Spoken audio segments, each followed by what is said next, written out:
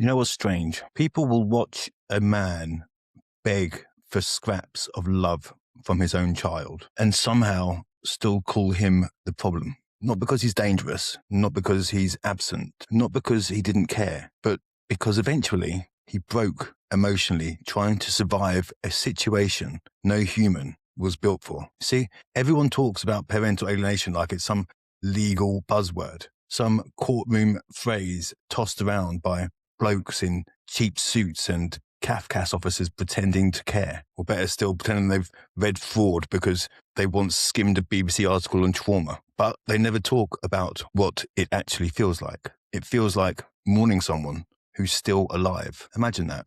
Your child still exists, still laughs, still grows, still has birthdays, still walks around carrying half of your DNA. But you become a ghost in their life because another adult quietly handed them an ultimatum. Choose. And children don't choose based on truth. They choose based on survival. And that's what people don't understand. Adults barely survive emotional coercion. Grown men stay in abusive relationships for years because they're terrified of abandonment, shame, conflict, loneliness. But a child will align with whoever feels emotionally safest at the time in that moment. And that doesn't mean they've stopped loving you. It means the cost of showing it became too high. And that realization will rip a father apart in silence. Because fathers, like me, don't just walk away. We don't just walk away emotionally. We fight, we explain, we apologize for things we didn't even do just to keep the peace. We forgive things that we should never have forgiven or should never have happened. And we keep showing up. We keep texting, keep hoping, and keep waiting. You convince yourself, if I just communicate better, if I stay calmer, if I love harder, if I become more understanding. But eventually, you hit a wall, a horrible, brutal wall. And you realize you spent years adjusting boundaries to someone else's disrespect. You've bent yourself into emotional origami, trying to fit into a relationship that only works when you abandon your own dignity. That's madness. That's the madness of it all. You become so focused on not losing them. You lose yourself. And nobody talks about that part because society loves the image of the endlessly sacrificing parent, especially fathers. You're expected to absorb rejection like some emotional punch bag with a bank account. You're supposed to smile politely while your child ignores everything about you.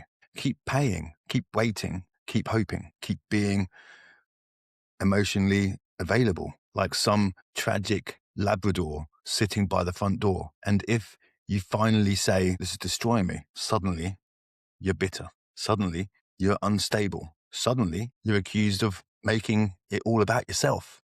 No, I'm making it about survival because there comes a point where continuing to choose someone who's been conditioned to reject you isn't love anymore. It's self-destruction. And that's the question nobody wants to sit with. What actually brings more peace? Continuing to shrink your boundaries to accommodate silence, disrespect, emotional withholding, ghosting, or adjusting your life to their absence while still leaving the door unlocked if they ever come back willingly. That second option sounds cruel at first, but sometimes it's the healthiest thing you can do. Not because you stopped loving your kids or your child, but because you finally realized love should not require the complete destruction of your self-worth. See, I'll always love my daughter. That never changed, but I had to stop bleeding emotionally just to prove I cared. I had to stop setting myself on fire, hoping eventually someone would notice the warmth and maybe one day she'll understand. Maybe adulthood will reveal things childhood couldn't safely process. Maybe she'll see the pressure, the guilt, the impossible position she was put in. Or maybe she won't. That's the uncomfortable truth. Nobody puts on motivational Instagram quotes with sunsets in the background. Closure is not guaranteed. Sometimes all you get is your integrity. But I'd rather my daughter someday find evidence of my love than evidence of my collapse, because pain changes people, and I refuse to let this turn me into someone unrecognizable.